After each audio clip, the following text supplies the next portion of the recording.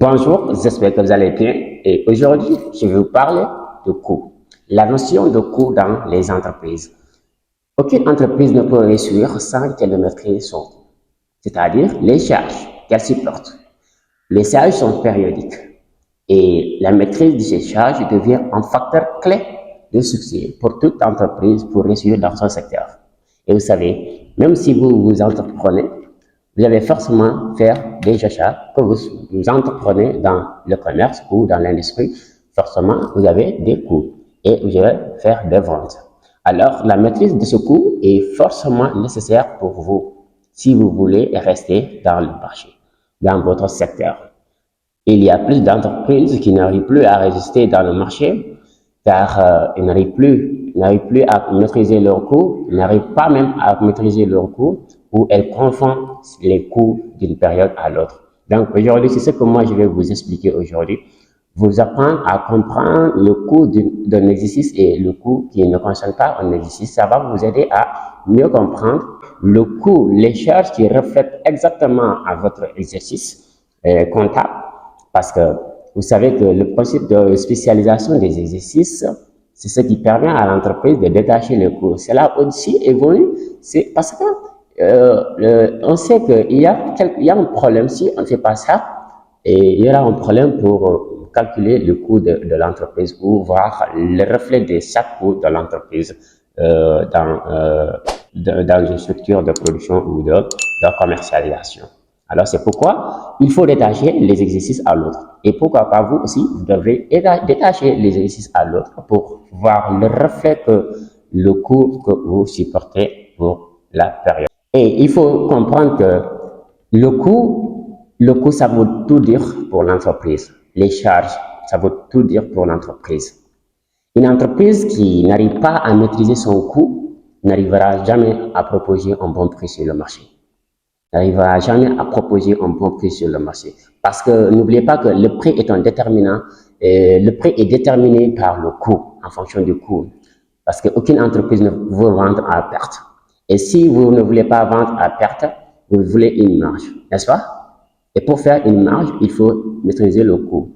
Parce que si le coût est très élevé, vous risquez de poser un prix très élevé et qui ne va pas arranger les consommateurs et vous risquez de ne pas faire de vente. Et une entreprise qui n'arrive pas à faire de vente, ça c'est l'officialisation de sa liquidation. Parce que l'entreprise qui n'arrive pas à vendre, vous savez qu'on ne pouvait pas parler des indicateurs de gestion sans parler à la base du chiffre d'affaires. Et si vous n'arrivez pas à faire de chiffre d'affaires, où est-ce que vous pouvez y aller? Vous n'allez nulle part. Vous n'allez nulle part. Le premier des choses, c'est de pouvoir faire des ventes. Et pour pouvoir faire des ventes, les gars, il faut maîtriser ce que vous dépensez, les charges que vous faites, les charges. Parce que si les exercices sont une entreprise pour durer jusqu'à 100 ans, il faut détacher ces exercices pour comprendre le coût qui reflète chaque exercice et proposer un meilleur prix, c'est-à-dire le prix qui attraque les consommateurs, qui les pousse à venir vers vous. Ou cherchez tout simplement à aligner votre prix sur le marché. Mais si vous n'arrivez pas à maîtriser les charges, les gars, ça sera difficile. Alors, pour parler de cela, je vous parle aujourd'hui de notions, et c'est presque la même notion, mais je parle de l'encours. Par contre, les encours, il y a beaucoup d'entreprises ou des entrepreneurs comme ça qui n'arrivent pas à comprendre les encours. Je ne dis pas ceux qui sont dans le commerce, mais il y a des petites entreprises qui sont dans l'industrie, qui fabriquent. Alors, ne comprennent pas peut-être les encours. Même ceux qui sont, supposons, dans le commerce, parfois, je vous reviendrai dans une autre vidéo pour vous expliquer qu'est-ce que vous allez faire pour maîtriser votre coût. Le facteur, l'élément clé qui vous perturbe pour la maîtrise de coût, je vous expliquerai dans une prochaine vidéo. Alors, les encours de production. En cours de production, comme son nom l'indique, en cours de production, c'est tout simplement un produit qui n'a pas terminé son processus de fabrication, qui est dans l'atelier de l'entreprise, qui est dans l'usine de l'entreprise. Mais l'exercice de l'entreprise est clôturé parce que l'exercice de l'entreprise, c'est une année en général. Il y a des entreprises qui le font à 2 mois, 2, 3 mois, ça pour les petites entreprises, et dont le travail n'est pas très, très difficile, mais s'il s'agit d'une très grande entreprise, c'est une année, parce que là, c'est un travail énorme. Il faut préparer les états financiers et tout. Alors, c'est un travail énorme pour le comptable.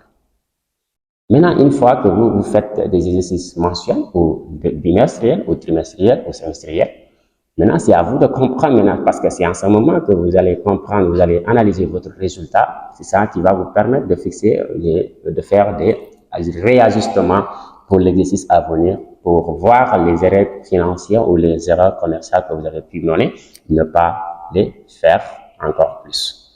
Maintenant, donc, en cours étant un produit qui n'est pas terminé son processus de fabrication, est-ce que pour vous, vous allez les mettre dans les charges de l'exercice et pour vous, ou bien pour vous, vous allez les élever de charges de l'exercice. N'oubliez pas que si vous l'ajoutez dans les charges de l'exercice, ça va vous permettre de gonfler les coûts. Et si le coût est gonflé, vous voulez l'exercice suivant avoir augmenté le prix pour dire que va le prix des objets, alors que c'est vous qui ne maîtrisez pas le coût. Vous ne maîtrisez pas votre coût, vous ne maîtrisez pas. Alors, les encours, on a encours initial et encours final. Pourquoi je dis que c'est des termes presque identiques? Il peut y avoir des montants différents parce que l'entreprise, dans les exercices, chaque année, quand on passe, supposons on passe de 2019 à 2020, 2020 à 21, 22 et 23. Vous comprenez? Donc, une entreprise, supposons en cours final. Les encours finaux, voilà, c'est-à-dire maintenant, en cours final, supposons que l'entreprise a réalisé un exercice de l'année 2022. Alors, de l'année 2022 à la fin du 31/12e mois de l'année 2022, l'entreprise a clôturé ses comptes. En ce moment, il y a un produit, il y a une quantité de produits qui reste dans l'usine de l'entreprise, qui n'a pas terminé son processus de fabrication. Et on parle de produits, normalement, on parle de produits finis quand un produit a terminé son processus de fabrication. Si un produit n'a pas terminé son processus de fabrication, pour moi, et c'est comme ça aussi, on ne doit pas parler de produit, on ne peut pas parler de produit, parce que vous ne pouvez pas le vendre. Un produit, c'est quelque chose qui est prêt, que vous pouvez le proposer sur le marché. Et si le produit est en cours de l'hygiène, pour moi, le coût, et comptablement, le coût ne doit pas être incorporé de l'exercice. Vous comprenez bien? Les encours finaux, le coût de production, les encours finaux, on les enlève de l'exercice, les charges de l'exercice, pour ne pas gonfler les charges de l'exercice. Je vous répète encore, les encours, les produits qui n'ont pas terminé le processus de fabrication, les gars, et vous les enlevez de vos coûts. Les charges qui ont été affectées pour ce produit, ne les ajoutez pas, parce que vous ne pouvez pas le vendre à la période. Vous ne pouvez pas le vendre, ça ne concerne pas l'exercice. Le postulat de spécialisation des exercices, il faut rattacher les charges à l'exercice qui le concerne. Alors, si vous continuez à attacher une charge qui ne concerne pas un exercice, vous allez avoir un sérieux problème pour résoudre ce problème. Voilà. Vous comprenez? Parce que vous n'allez pas connaître le coût exact du produit. Alors, les encours finaux, on enlève les charges de l'encours final. Et maintenant, les encours initiaux, ou les encours initiaux maintenant, les encours initiaux, c'est-à-dire, vous comprenez pourquoi les encours finaux d'une entreprise deviennent un encours initial pour l'exercice suivant. Alors, vous les enlevez, et maintenant, dans l'exercice suivant, ça sera les encours initiaux, c'est-à-dire ce qui était final devient initial pour, à partir du 31/12 mois 2012, c'était un cours final. Au démarrage de l'exercice de 2023, cet encours final devient un encours initial. C'est ce que parfois qu'il faut expliquer aux étudiants. Il faut expliquer bien aux étudiants que c'est comme ça que ça se passe. Parce que qui veut former quelqu'un, il apprend à lui mettre quelque chose dans la tête de façon théorique, mais aussi pratique. Pas la mécanique, pas dire le mécanisme de traitement. Oui, il faut ajouter, il faut enlever. C'est très simple, mais il faut qu'on comprenne, il faut qu'on mette à la tête des étudiants que pourquoi ça existe et quelle est la relation entre ces deux. Parce que l'encours final de l'année 2022 sera l'encours initial. initial de l'année 2023, ainsi de suite. L'encours final de l'année 2023 sera encours initial de l'année 2024, ainsi va. Parce que les encours finaux, on doit les enlever. Maintenant, les encours initiaux, de 2023, on les met dans l'exercice de 2023. Les charges, on les incorpore dans l'exercice de 2023 parce que par A ou par B, il n'y aura pas un produit qui va rentrer dans l'atelier ou dans les usines si les produits qui sont en cours de fabrication n'ont pas terminé le processus de fabrication qui est les encours initiales. Alors, ces encours initiales, ce sont les premières charges de l'exercice. Ce sont les premières charges de l'exercice. C'est parce qu'en ce moment que nous pouvons vendre, nous pouvons proposer ce produit dans le marché. C'est en ce moment que nous avons fabriqué un produit. Et sinon, on n'avait pas fabriqué un produit. Un produit qui n'a pas encore terminé, on ne pouvait pas le vendre. Et c'est comme si vous voulez vendre un iPhone qui n'a pas de caméra, qui ne filme pas. Quelle que soit la valeur du produit, il faut que vous mettez ça. Sinon, vous ne pouvez pas le vendre et ça ne peut pas être considéré comme un produit fini. Vous comprenez? Donc, les encours initiales, on les ajoute parce que ce sont les premières charges constatées pour un exercice, le démarrage d'un exercice. On termine d'abord ce produit avant de mettre notre produit dans l'usine de l'entreprise. Est-ce que vous comprenez bien? Alors, quand ce petit terme, je pense que quand vous comprenez ça, vous entreprenez dans l'industrie, je sais pas, vous faites comme ça, mais il faut comprendre bien la notion de charge, il faut bien comprendre la notion de charge et parfois vous allez penser que vous n'êtes pas en train de faire de résultats, vous allez quitter dans le secteur alors que vous êtes en train de faire un résultat. C'est vous qui ne maîtrisez pas, c'est vous qui ne comprenez pas. Dorénavant, vous devrez comprendre la notion de charge, qu'est-ce qu'il devrait faire, qu'est-ce que vous ne devrez pas faire. Alors, c'était tout simplement aujourd'hui, c'est ce que j'ai à vous dire.